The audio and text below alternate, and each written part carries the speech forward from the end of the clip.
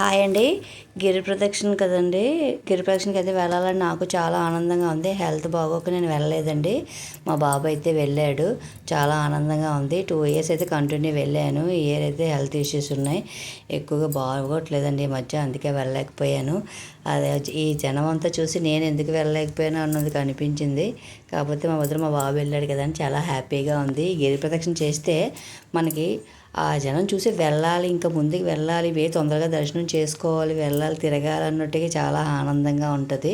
ఈ గిరి ప్రదక్షిణ రోజు అయితే ఒక పండగ వాతావరణం ఉంటుందండి. అక్కడ పెద్ద జాతరలా అనిపిస్తుంది మనకి. లక్షలాది మంది వస్తారు కదండి, వాళ్ళతో వెళ్తుంటే మనకి నడుస్తున్నాము అన్నట్టు కూడా ఉండదు. కాకపోతే ఎన్ఈడికి దగ్గరలో రావడానికి ఈ కాళ్ళు నొప్పి అనేది ఎక్కువగా ఉంటుందండి. కాబట్టి చాలా బాగుంటుంది. మనం ఈ గిరి ప్రదక్షిణ చేసి వచ్చిన తర్వాత 1 వీక్ టైంలో కానీ 1 మంత్ టైంలో కానీ దర్శనం, ఆ దేవుడి దర్శనమే చేసుకోవచ్చు. వీలు కాదు మళ్ళీ రాలేము అన్న వాళ్ళైతే డైరెక్ట్ దర్శనంకి అయితే వెళ్ళొచ్చండి. ఈ వీడియో నచ్చినట్లయితే లైక్ చేయండి.